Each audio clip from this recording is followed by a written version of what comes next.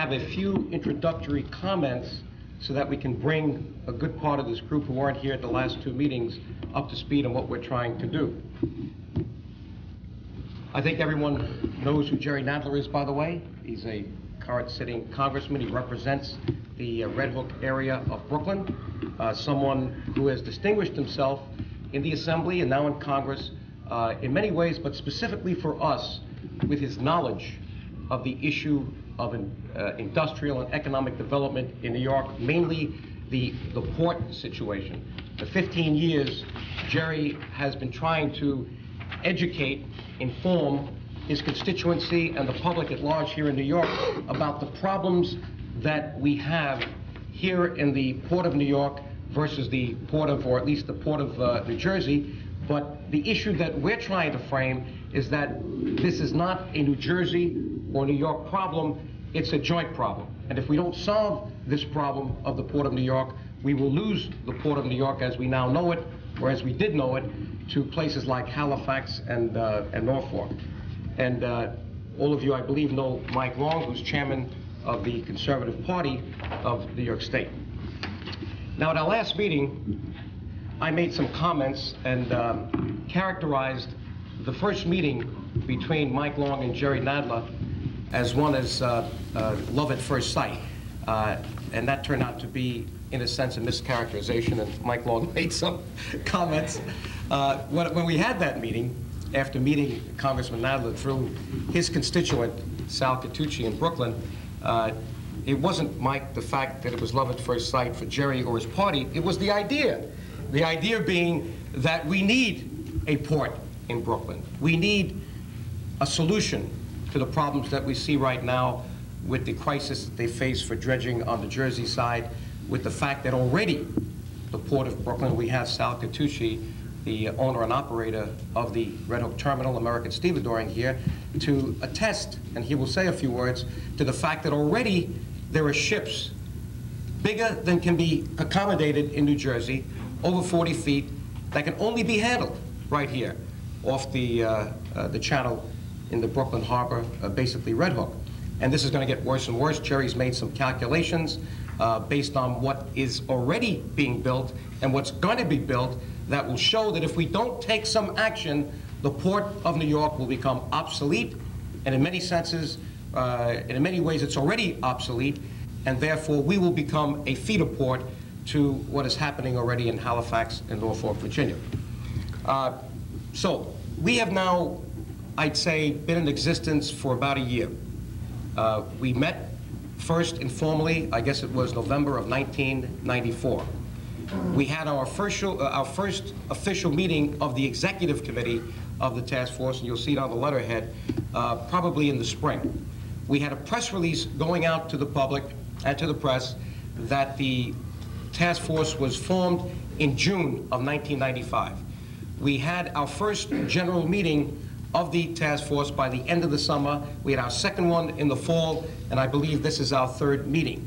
We are trying to take this slowly but surely, and as we meet, we feed back through Jerry and through Mike to the political operatives in New York and in Washington about what we're finding out, to be sure that our words are being matched by some political action. And there has been some political action taken already, as you will hear from Mike Long, because he is communicating on a daily or weekly basis with Charlie Gargano and with the governor.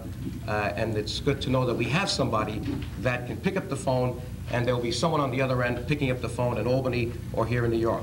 Certainly, Jerry retains all of the friendships he had in the Assembly and with the people of his party who were in control here, and there are many people in the Democrat Party, obviously, who believe, like Jerry, that something has to be done.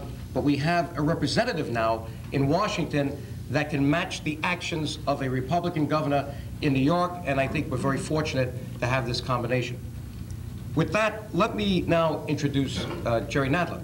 You, I hope, all received a copy of the critique, which was basically a product from Jerry's office, and I have to not only commend Jerry, but his chief of staff, Neil Goldstein, who has spent many years in this area, understands the issue, and they worked very hard when they received, finally, a report called the Richardson Study and I understand they received it almost by accident in December, a study that was done last spring that had not been made public.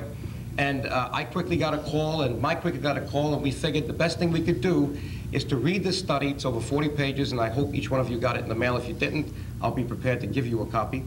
Did you bring extra copies, by the way? I circulated some in here. Okay, good. We brought about 30 copies. You did? Great. So we have 30 copies here, and I know that I sent 50 out to the regular task force members. But what Jerry and Neil did was sit down and take an initial shot at critiquing this. We then reviewed it, the other members of the team, Mike Long, myself, Sal Catucci, and they finalized it, and then we sent it to you. We're trying to, at this meeting, decide where we go with that critique so that we can get some action. But Jerry's comments are basically going to be focused this morning on that Richardson study, on that critique, on the status of the port right now in New York, its depth, and where we go from here. How deep do we go, and where do we go? These are key, critical questions that must be answered, and Jerry will then introduce Sal Catucci to tell you what's happening right now at Red Hook, and then I'll introduce Mike Long to talk about what actions are contemplated by the Empire State Development Corporation and by the governor's office itself. So thank you for coming, and let's get on with the show. Jerry? Well, thank you very much. Let me say a couple of words in background to the importance of this study, first of all. For many years, some of us have been fighting a battle in which we've been saying essentially, you've got to have a container port, a major container port in Brooklyn. You've got to have rail freight access to that container port so that there's landside access so that you can move the containers once you get them off the ship or once you get into the ship. You need the truck access, but you also need rail freight access. The Port Authority, for many years, blocked all discussion of a container port in Brooklyn by simply saying it's infeasible to have a container port in Brooklyn. You need 2,000 acres. You'd have to evict 250,000 people. End of discussion. And anyway, we've sunk $500 million into investments in Port Newark and Elizabeth. Why do we have to think about anything else? And that was the state of discussion for years. The Port Authority blocked any detailed analysis by those assertions. Secondly, we spent about $400 million, when I say we, the Army Corps of Engineers and the Port Authority, as you know, blasting through solid rock, blasting the Kill Van Kull, which gets you, for those, some people here, a lot of people know this, some don't, so if I say the obvious, excuse me. The Kill Van Kull is a narrow, treacherous body of water that separates Bayonne in the north from Staten Island in the south and connects New York Harbor to Newark Bay.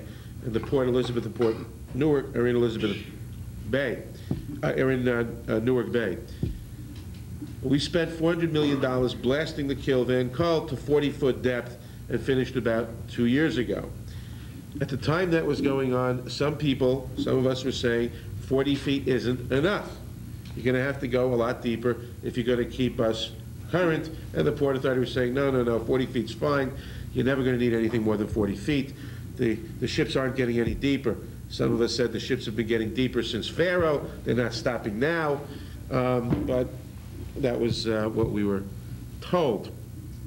And the port has been losing market share. The port as a whole has been losing market share to Baltimore and Norfolk for many years, partly because the deeper ships can only come in at high tide and have to wait. And now all right. So that is a background. We also said that, you don't hit solid rock in Brooklyn till you're 60, 65 feet down at the pierhead line, or in the channel until you're 100 feet down. So Brooklyn is a logical place for container port rather than continuing to blast the Kill, where you're getting more expensive blasting and you're also reaching some physical limits. But they didn't want to recognize that 40 feet is enough forever. So we were told. About a year ago, we convinced, or less than a year ago, we convinced the mayor that the city ought to undertake a study, which EDC has now begun. And we got $1 million of federal ICE money to finance a study of rail freight access to New York City, and specifically of the feasibility analysis, market analysis, cost analysis of a rail freight tunnel under New York Harbor from Bay Ridge either to Bayonne or to Staten Island. Either of those alignments would be fine to giving rail access from the continental United States to a Brooklyn port, as well as for a lot of other reasons. That study has begun under New York City EDC and is ongoing now. A few weeks ago, we got from Borough President Howard Golden's office, and we thank Borough President Golden for getting us this purloined copy of this study, which no one would admit existed, called the Port Authority of New York and New Jersey Dredging Impact Study, prepared by Paul Richardson Associates, Inc., April 1995. And I must say, if we hadn't, I don't know how Howie Golden got it, but if he hadn't gotten it to us, no one would have, because the Port Authority didn't admit the study existed. In any event, this study is a landmark because what it says, because number one, it comes from the Port Authority. It's a study for the Port Authority. Second of all, it demonstrates quite convincingly the contrary of what the Port Authority has been saying for many years. And it says the following. It says that 40 feet depth, which is what you have now in the Kill-Van Kull and into Newark Bay, is not sufficient for the newer ships. That, and it demonstrates the trends in shipping and how there's going to be a lot more ocean-going trade. The ex-communist countries, Southeast Asia, we're going to start trading with them. It goes into all this, shows where the market is going. And it also shows it's going to deeper ships. We're going to need more than 40 feet. Points out quite correctly that the shipping companies have decided to go to a hub and feeder port system, just as the airlines did several years ago. Points out that if you keep the port at 40 feet limit, which is the Kill-Van Kull's limit now, you're not going to be the hub port on the eastern seaboard. That'll be Norfolk or maybe Halifax, probably Norfolk. You'll be a feeder port, and you'll probably lose at least 40% of current volume, at least 40% of current traffic. Whereas, the report says, if you have adequate depth and you go to 45 feet, you can expect to be, with some other improvements, have New York have a good shot at becoming the hub port for the Northeast instead of Norfolk, and it predicts you would double your traffic, roughly. So, it's very important because it admits for the first time that the ships are in fact getting deeper, still, and that 40 feet is inadequate. Neil and I prepared a critique of this report in which we said essentially the report is fine as far as it goes, but it is not fine for two major errors. One, it does not analyze whether 45 feet is sufficient. It simply says 40 feet isn't good enough, and you got to go further, and just assumes that 45 feet is it. Does not examine whether you need 45 or 50 or whatever. The fact of the matter is, 45 feet is, and they say that it would cost $454 million to go to 45 feet to blast through the solid rock. The fact is it would probably cost substantially more, although we don't really know the figures. No one has done a good study. Port Authority figure 454, by the way, gives a false precision. No one has any real, you're talking somewhere between $400 and $700 million. You can't really get a much better estimate at this point. But that would be for 45 feet. The Wall Street Journal of September 29th points out, and we've distributed this article, future of Hong Kong's port threatened by a harbor too shallow for new ships. It talks about existing ships. The new 4,800-foot ships that are now existing, 4,800 container ships that are now existing, and gives some statistics on various lines buying more of these. It says that fully loaded, the new ships draw 14.5 to 15 meters. The depths of Hong Kong's harbor ranges from 12.5 to 14.5 meters, and that's not enough, and it talks all about the catastrophe economically for Hong Kong if they don't deepen the harbor past 14.5 meters. Now, I didn't, Mike credits me with great calculations. All I did was look up the table, find out that 1 meter equals 39.37 inches, and translate these into feet.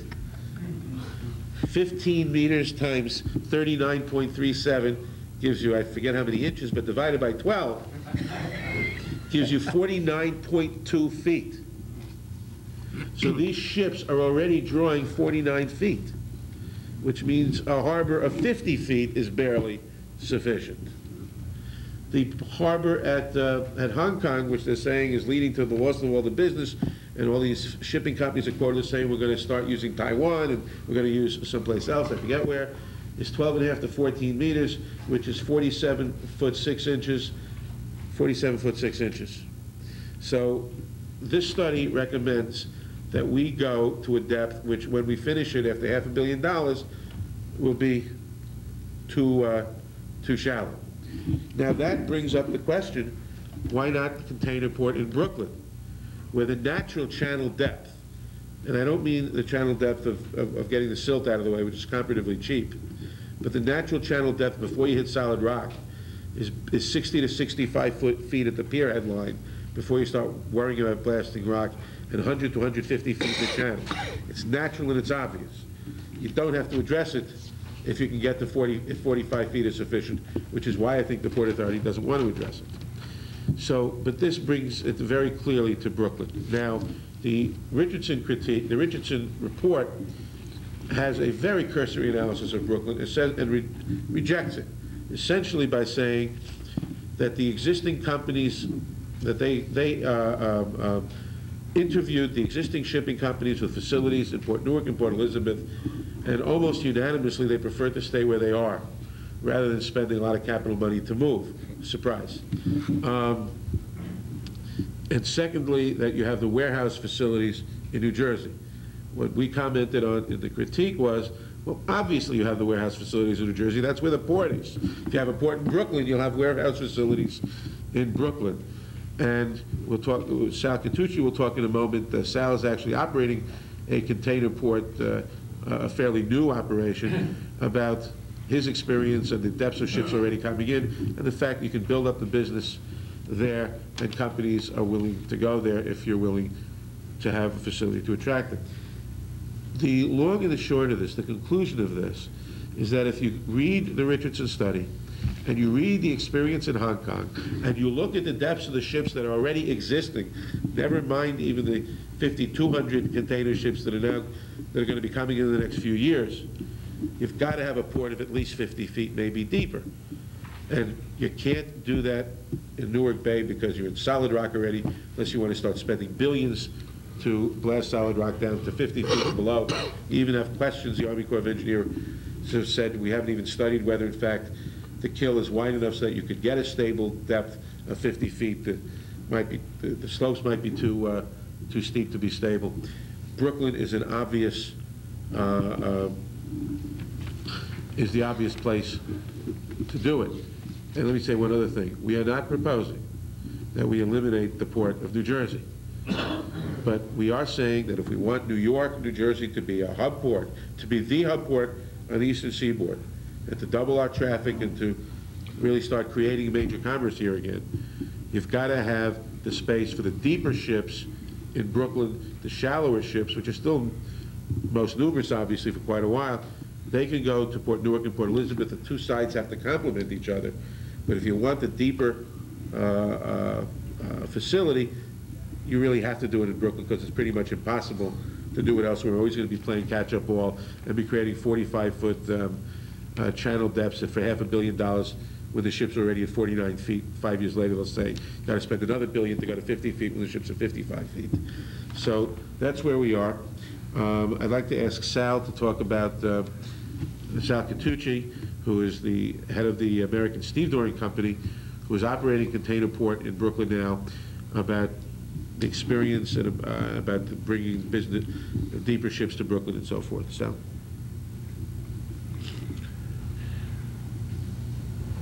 My name's Sal Catucci, and I'm the owner of American Stevedore. We've been in Red Hook Terminal now for 2 years. We have 11 accounts for steamship lines in Brooklyn right now.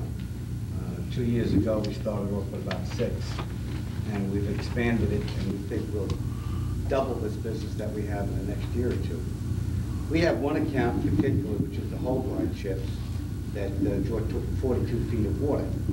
If Brooklyn didn't exist, these ships wouldn't come into our port, because Port Newark has between 36 and 37 feet of water right now, and they cannot dredge. He cannot get up the Arthur Kill either. The new ships, as he says, are going to have the same problem. Our berth that this particular ship berths at is 42 feet. High tide, it's even more.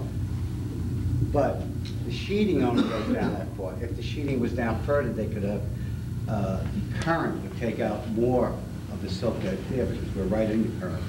We have very, very little dredging on our side of the water because the current takes it right out.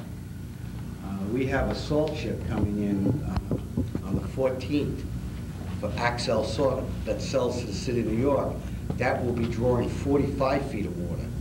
He will come in on high tide and start to unload as soon as he comes in, so that on low tide, he won't touch the bottom. The reason we're getting that particular ship in Port Newark is because they can't get it into Port Newark. Last year, we had to offload, I would say, about 6 of their ships in order to bring them into Port Newark or up the Hudson River. We've increased our business from 18,000 up to 43,000 in the last 2 years. We feel that we could get in the next 2 years closer to 70,000.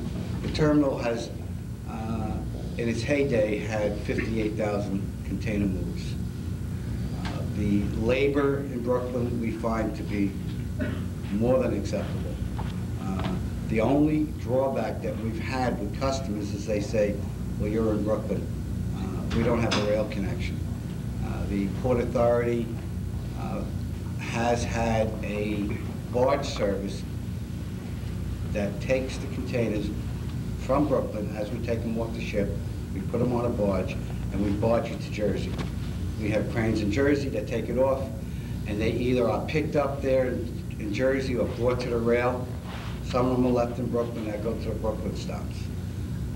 We had a big meeting yesterday with Port Authority on new scenarios on the barge, and they came up with 6 new scenarios, even one with a ferry, just taking the containers back and forth twice a day, which is a stop measure, in my consideration, to Brooklyn. It keeps Brooklyn alive until something like this happens, where you can build a port, put access to it, and like Jerry said before, Port Authority has said many, many times about 2,000 acres that they have in Jersey. We have 400 acres right now that could probably be used for the port. If they built the port, a new port, you would have 800 acres because you'd be filling in. In Hong Kong, since when the Port Authority made these studies, even Red Hook Terminal, in those days they were stacking containers too high. I mean, now you can stack empties 10 high, load 7 high. So you don't need as much space in order to do the work. In Hong Kong, they have a 50-acre terminal that does 250,000 containers. I mean, right now we only have 2 million containers in the whole port. We're not saying that Brooklyn's going to take it all, but even if it took, the new business that would come in because of these deeper ships, it would double the business. No one's going to get hurt by it. But I don't believe that they're looking into the future deep enough to see this. You take, for instance, if you ask the Union, their first shot would be 39th Street. It's a pier that's there already. It doesn't need as much work to rehab that, to put in new berths and to put cranes in there. You'll get the same thing from the Port Authority. You don't have access. We have terrible roads coming into Brooklyn. This was something that New York never looked at 20 years ago. Jersey has great roads. That's that would be the second step of this project. That's why it's called Port and Rail. The rail service would be put in. It can be put in, and it can make us more viable for Brooklyn, not only for the port, but for a lot of other businesses. I've said this story 20 times, if I said it once, about the breweries. When I was a kid, there was 8 breweries, 9 breweries in Brooklyn. There's not one. We got the people, we got the water, we got 9th best water in the country, and Brooklyn would be a city in itself, the 4th largest in the United States. So why don't we have our own beer? Because you can't get the hops in, you can't get the trains in. So when Jerry had mentioned once before in one of his speeches that When they cut out the float bridge that brought the trains over into Brooklyn and into New York, I think it was 1965? 68. 68. That year when they stopped that, New York lost 300,000 jobs. Well, over a 6-year period. All right? And we have to try to get that work. Otherwise, we're going to have a welfare state. We'll be working and we'll be feeding 10 families each. I mean, we've got to create jobs in this in the area, or our children are going to be left with this burden. I don't think I have anything else to say. I think you can have Well, thank you, Sal. I have just, I want to add one thing, and then Mike will, Joe will introduce Mike. Sal was very helpful in a respect, and this illustrates what we're fighting. When we went to the mayor a few months ago and said we should spend the money that we had available from the federal government on this study, and that he should support the request to the state for a study of the port, the mayor asked the city planning department what they thought of this idea. City planning came back with a memo to the mayor saying, it's ridiculous, you need 2,000 acres. And it was through Sal's good office getting the specific information about how much, that he mentioned how much they're doing on 50 acres in Hong Kong, how much they're doing on 300 acres in Long Beach, California, and so forth, that we were able to show the mayor that his own city planning department didn't know what it was talking about and was giving him not erroneous projections, but false facts about what was being done elsewhere already. And with that, the mayor wrote a letter of support to the governor for what Mike is going to be talking about. And the one other thing I wanted to mention is what Sal said about the jobs. If you look at the loss of manufacturing jobs in New York, you were losing from 1963 to 69, 52,000 jobs over a 6-year period. From 1975 to 81, 53,000 jobs over a 6-year period. From 1969 to 75, 300,000 jobs. Just like a collapse, because they stopped the rail freight access into New York City. They stopped the floats over the river in 1968, and you had a shakeout. And we mean to reestablish the Port of New York and the rail freight access, not just for the port, but for manufacturing in New York City and Long Island and Westchester, Putnam, and so forth. Jerry, I'm glad you made that last point, because I was going to make it, because there's another false premise that has been operating in this area, mainly because of the prior administrations in Albany and in New York City, and that's that New York could look to its growth to the so-called fire industries. You're talking about the real estate, the insurance, the brokerage, the finance industries, and Jerry has made this speech many times, and I'm happy that he just made that point, because it's obvious that that was a false premise. And what has happened is that we took the blue-collar industry, certainly in Brooklyn, because of the demise of the warehouses and all the ancillary operations to the port, and sent them to other places. And we can see this trend continuing. We see it all over the metropolitan area with IBM, certainly in my area, in Fishkill and Dutchess County and Westchester County. And more recently, you have seen in the press the 40,000 layoffs with AT&T. This is because we feel people fail to recognize that technology and communications would result in efficiencies that would allow these industries, these so-called finance industries, to downsize.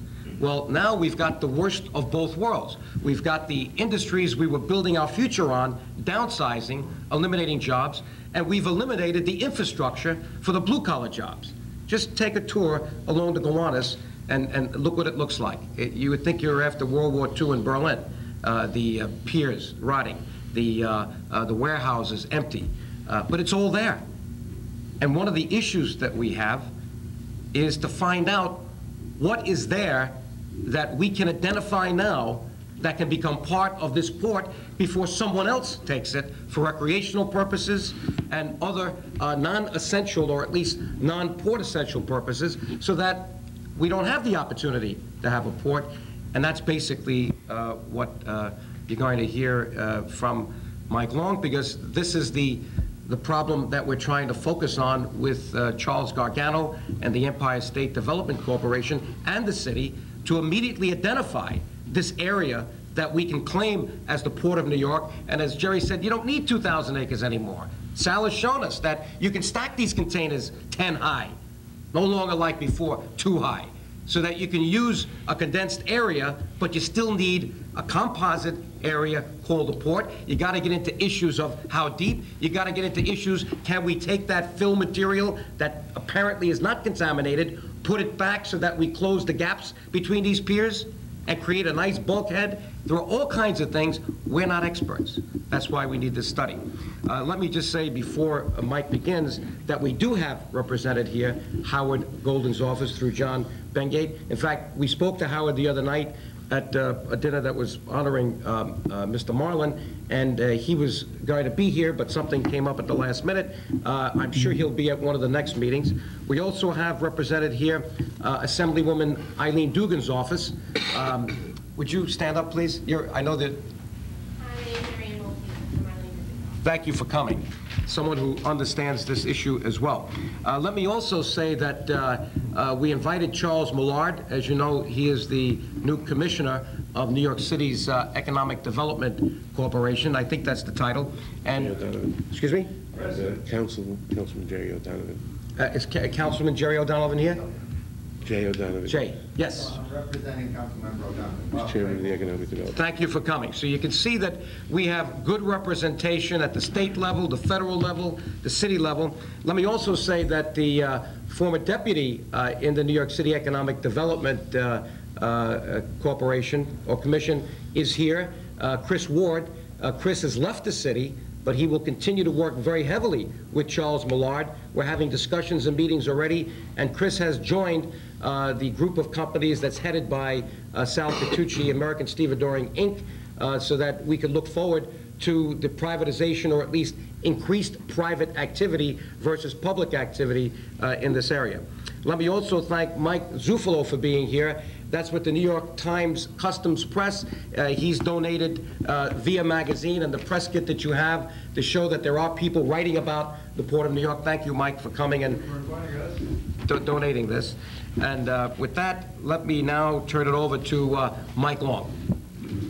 One of the problems of being the last speaker is usually the other speakers don't leave very, very much for you to say. It may be because one is a sitting congressman and the other one is a former congressman, and they like to cover all the ground. How about a future one? They like to cover all the ground. I think Jerry and Joe has really capsulized what our problem was in the past very clearly. Not only in the area of devastation on the jobs that we face in, or what we have faced in New York City and the region, but also the technical points on why the viability of making Brooklyn a hub port.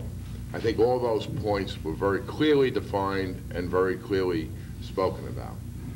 I would just like, and maybe it's intermingled with a little bit of philosophical jargon, but I would just like to talk about what I consider is sort of the bright lights and the lights of the future if the lights are to stay on. And that is the whole reason that we are all here today, hopefully, and I believe that we're all here for, and I think each and every person and each and every one of you that are here today certainly command your own power structure, your own influence, your own capability and your own stake in New York City and New York State and the region. We're here because we know we have an illness. And the illness is that the entire region, not just New York City, but the entire region, whether it be Jersey or Connecticut, the entire region is suffering from the loss of jobs and growth and economic growth. So we're here, I think all of us, with the hope and the belief that whatever we, you and I, and the people in this room can accomplish can pave the way for a bright future. And one of the things, and I think probably the only thing that I can think of that can pave the way for a bright future, quite frankly, is the development of the Brooklyn Port. Now, when I say the development of the Brooklyn Port, what I mean by that, very clearly, this is not a competition against Jersey. This is the development of a Brooklyn port so that the New Jersey side will also benefit. Because if New York side dies with the, as you heard from the technical aspect, with the amount of the size of ships that are starting to be developed and coming in, if New York dies, Jersey dies right after it completely.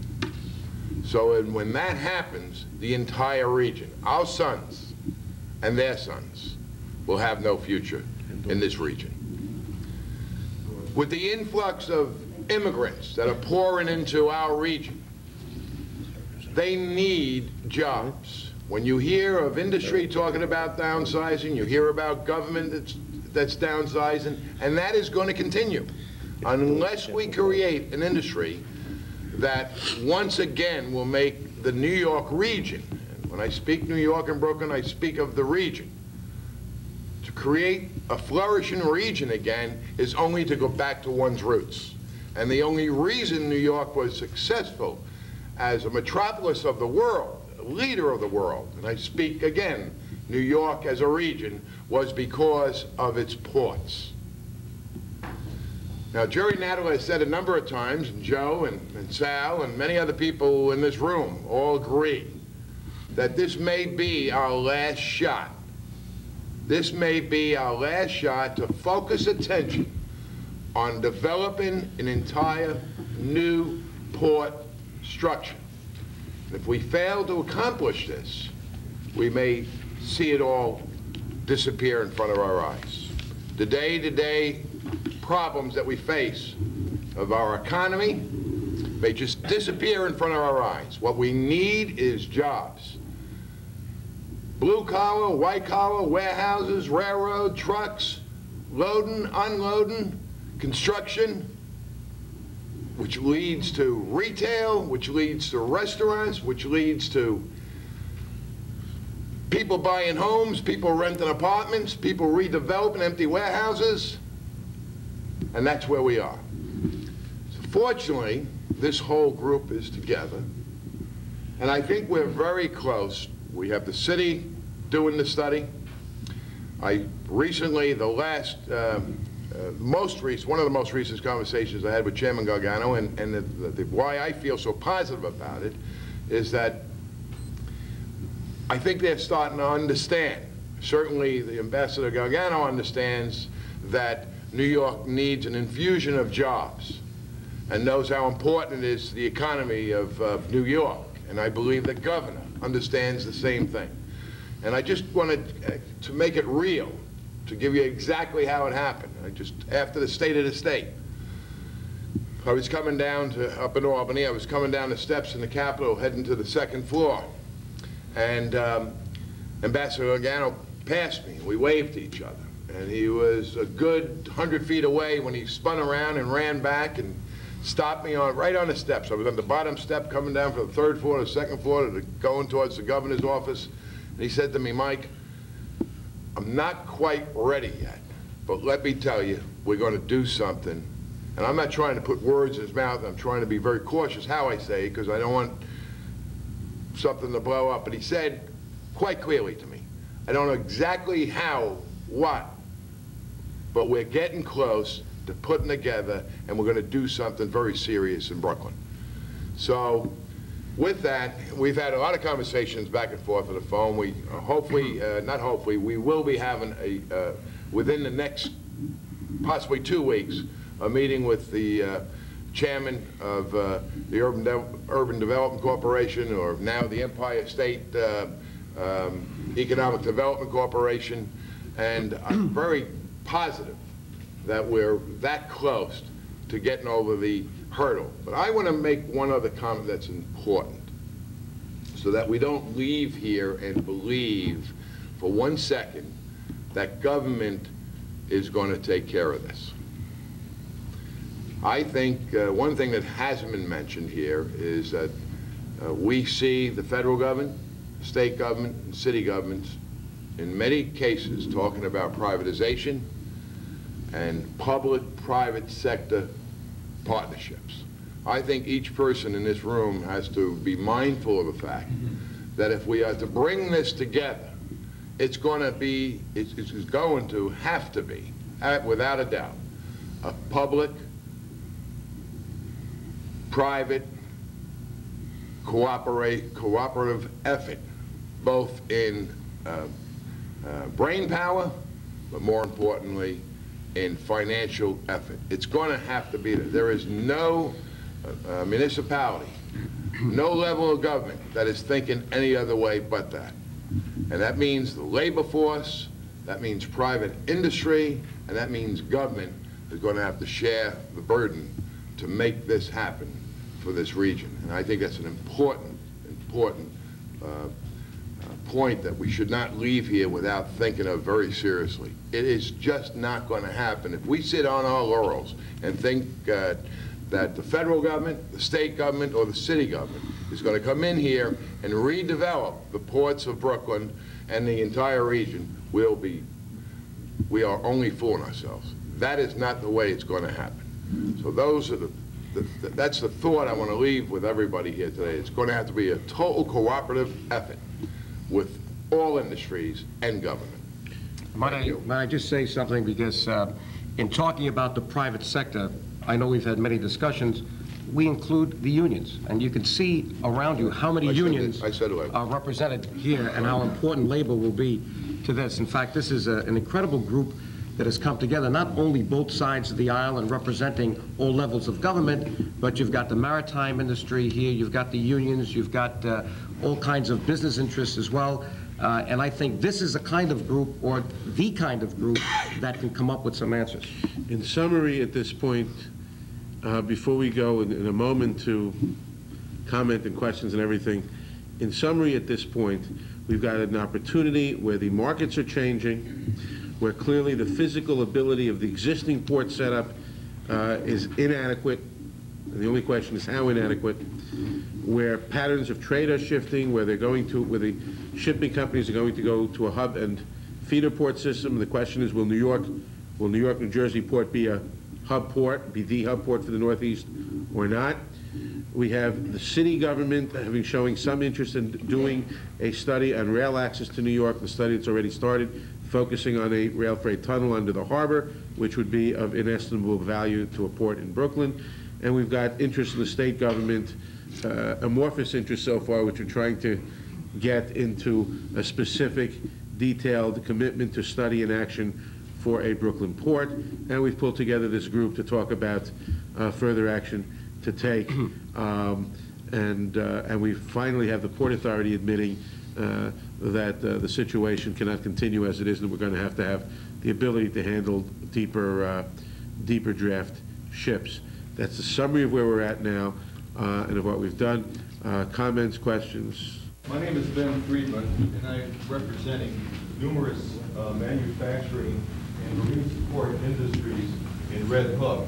You should be aware that as we speak about having government not be the sole protector of the port, the administration, the present administration in the city has just started an initiative to rezone about 1/3 of a mile of the Red Hook waterfront from heavy manufacturing, which permits shipping as we know it, and the upland areas, inland blocks, into residential, change the character of Red Hook from a working waterfront, including a large portion of Erie Basin, yes, we do it. so as to allow a greater population to come live by the waterfront and support a new lifestyle. And I bring this to your attention and ask that you become involved in this, because this will shortly go into the Euler process for the rezoning and remapping of a large portion. Let me comment on that, if I may. Let me just say one thing.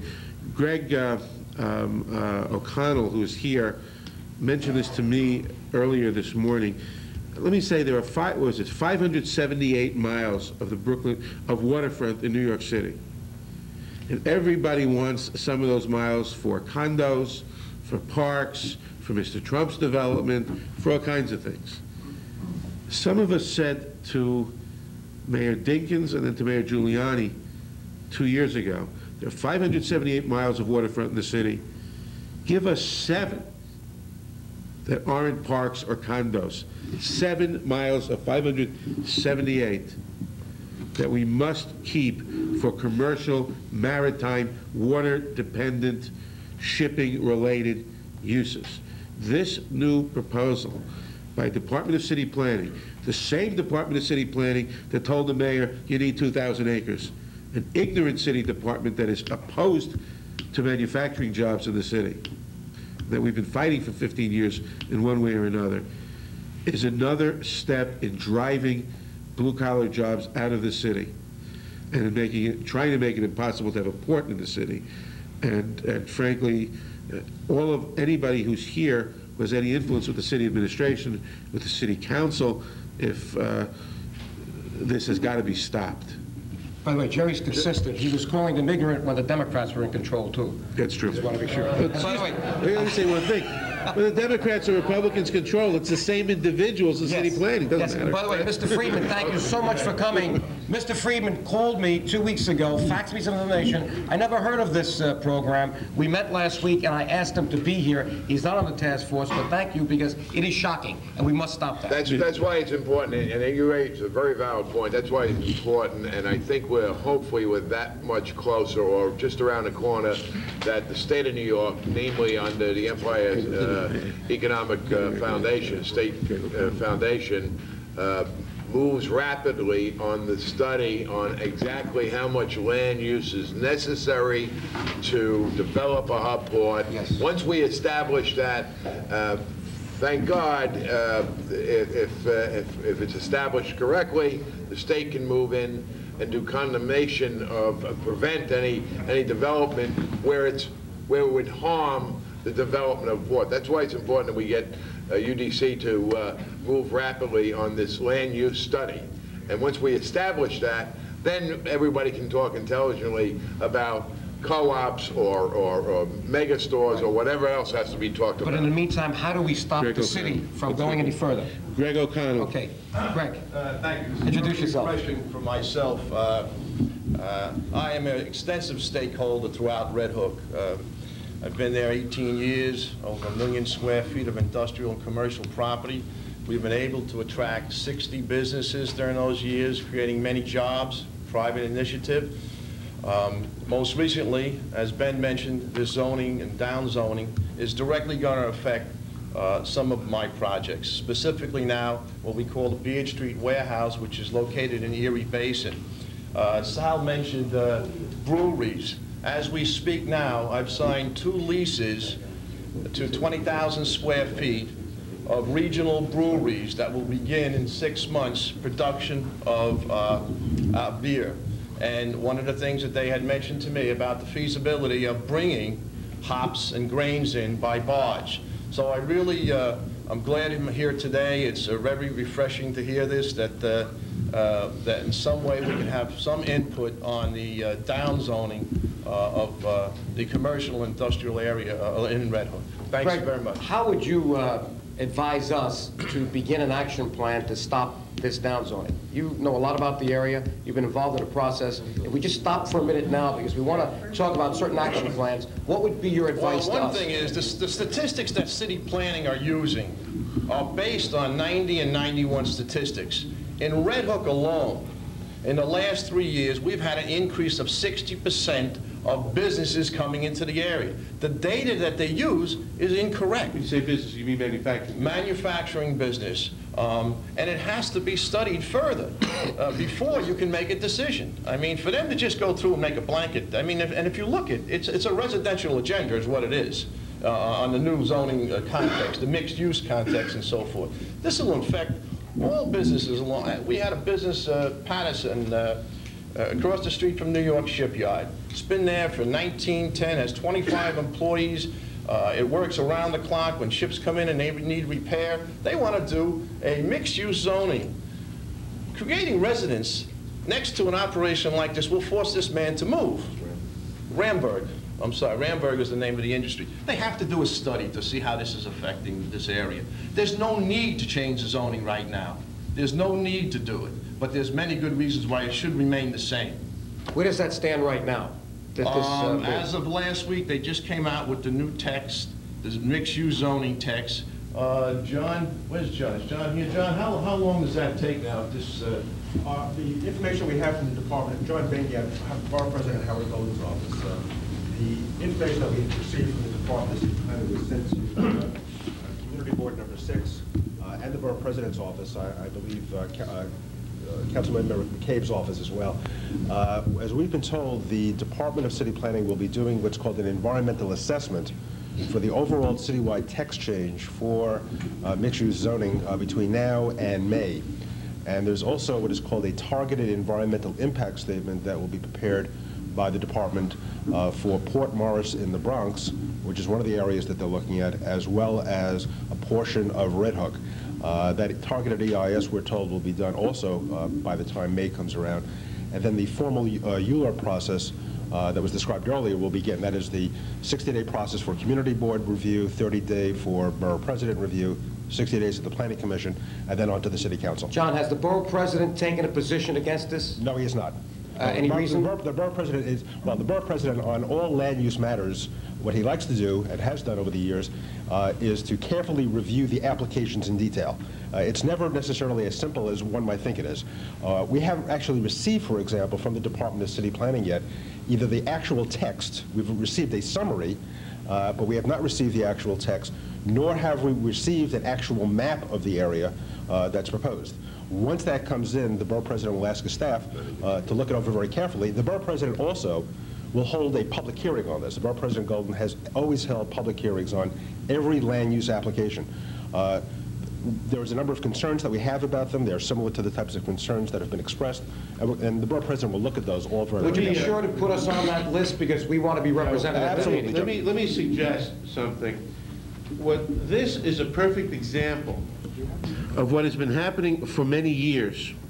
Namely, the Department of City Planning, in this case, in other cases, some other city department or some private investor or private real estate developer, not being aware of a general purpose or a general thought that we want to take a look at using this whole area for development of the port and for industry for New York City, comes along, takes a look at a little piece of property and says that should be a condo, or that should be a Walmart, or that should be a sludge plant or a federal prison or whatever. And that analysis is then done looking at that little piece of property. And here city planning has come along as part of a citywide study without any idea about this whole question of the port in Brooklyn, and is looking at this piece of what might be the port area and looking with its own considerations. We are asking the state, and Mike has been having these conversations with Charlie Gargano, to take this whole area from Pier 6 roughly to 65th Street, from the Gowanus Expressway to the Pier Head line, and study port and rail-related uses for the area as to whether you can have a major port there and so forth. And I want to suggest that what we ought to think about is asking the city to delay consideration or the effectiveness of any zoning changes in that area until we get the results of the study so that it could be incorporated into it. So action plan 1, may I suggest a press release coming out of this task force today, signed by you and Mike Long, saying exactly that this group met and came to these conclusions? No? Let's have some comments. Wait. But just a minute, Maurice, let me focus on this. What'd you say, Mike? I would think just a letter to the, we do the press releases later if the war is necessary, but just a letter. A letter that we would make public? What do you think, Neil? Don't you think? I think it would be good to have a letter first, but I also think that we should try to get everyone here who's willing to sign on to it, get their name. I always have the two co-chairs, but have everybody, just, I don't know if we can... From the task force.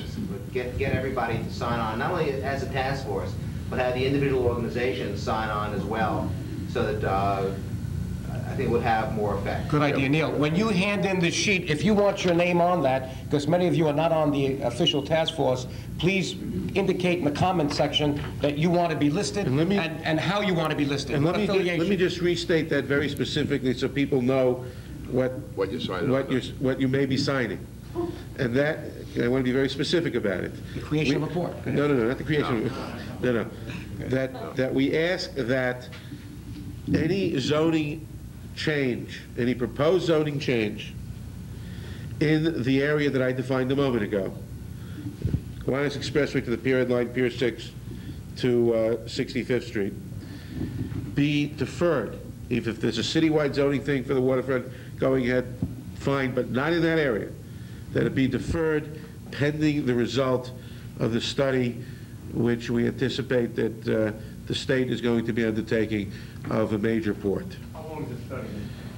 Figure study should take 6-7 months, may take under a year altogether from now. Nick? I'm Nick Unger from the Union of Needle Trades, Industrial and Textile Employees. That's the old International Ladies Garment Workers and Amalgamated Clothing Workers. And we need a port. And I want to address some comments to Chairman Long.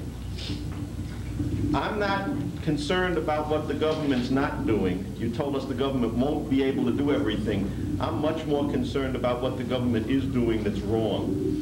That what we see is that they've just about crippled manufacturing through real short-sighted policies. And once land use and zoning, you make it so manufacturing can't function legally, and then you do a survey and say there's hardly any legal manufacturing, and we've seen a growth of illegal sweatshops. There's just as many garment workers as there were before, but they're working in basements in everybody's district, in everybody's neighborhood, and we can't build factories, and we can't move trucks, and we can't have rail. So here's a strange thing. The seamstresses of New York are saying that we need a port. And you got to watch how that government money is spent. I'm very concerned about spending $500 million to blow up the Rock and still not have enough ships. I'll tell you what it seems to us. It seems to us that what you've done is dig out the channel for Port Elizabeth, move out the rock and the sand, and line it with dollars. And the ships still can't come in, because every inch of rock you take out, you put our money, our tax dollars, and we still can't get ships there. And so if you would put your influence on having the government spend just the money they're spending now smartly, I think that would be a tremendous contribution. And I will worry about how the private sector can contribute later, because mainly what they're spending now is killing us. And the governor's very much worried about the cost of dredging. You can be sure of that. I don't know why you directed to me. I'm not spending the money, but that's okay. And I don't, quite frankly, I don't disagree with you. I think, I'm all of a sudden I'm everybody's leader here, but I'm not. You know who to call. And I appreciate it. But I agree with you. I agree with you. All I meant by my comments, I think everyone agrees here that business is going to be done differently for the near future. That it's going to have to be a public-private sector cooperation. That's what I'm talking about, because everyone's talking the same tune. So we have to, I didn't want anyone to leave here with the concept that somebody, somewhere, whether it be the federal government, state government, or city government, was going to take care of our ills. It's not going to happen that way. That was my point. That's all. Save the breaking rocks for the corrections department. I agree. I don't think anyone disagrees with you here. For those of you who are new here, we do have kind of a kit of correspondence, articles in the past year on the task force. I sent this to the official task force members. We have about a dozen copies for those of you who may want to have one. Any other questions? Any other comments? Thank you. Okay, please bring those sign-in sheets here with your comments.